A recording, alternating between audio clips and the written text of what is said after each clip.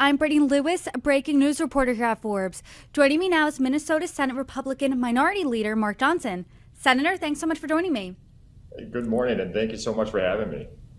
Yeah, it is a pleasure, and I'm glad you're on again because you can provide some insight for what everyone will be watching tonight, which is the vice presidential debate, the first and possibly only between Ohio Senator J.D. Vance and your state's governor, Tim Walz. As someone who represents Minnesota, who's worked with the governor, do you have any insight into what Americans will see on stage tonight? Sure.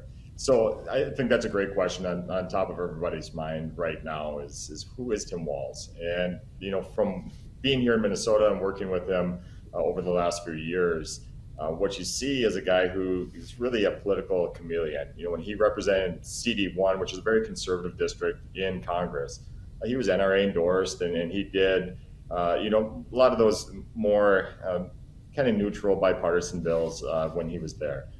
But then he got into the governor's office, and he really took a hard left.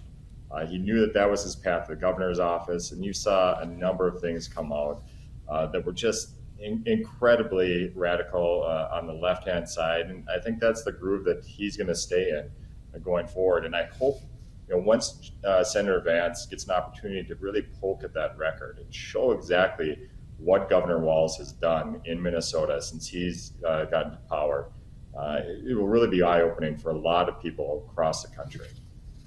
What specifically about that record would you like on the national stage tonight? Because I was able to speak with you a few months ago and you said a similar sentiment. I've also talked to a Republican lawmaker, a former member of Congress who worked with Governor Walz while he was in Congress. He said, hey, I was able to work with him across party lines, across the aisle.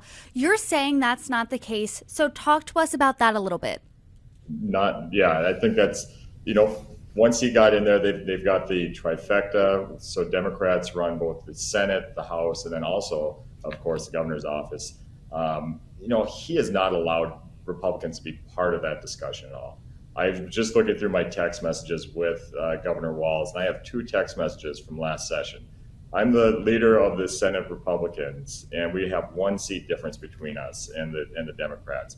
You think we'd be building relationships. He is not about relationships. He's about pure power and how that works. And so that's something that, maybe in Congress he had to work across the aisle at one point. But once he got the reins of power, he completely cut off the opposition in any meaningful way. And he does not build those relationships. So it's going to be difficult for him to move forward other than with just Democrats. If you're a Democrat liberal, he'll work with you. If you're conservative or Republican, he's not going to work with you.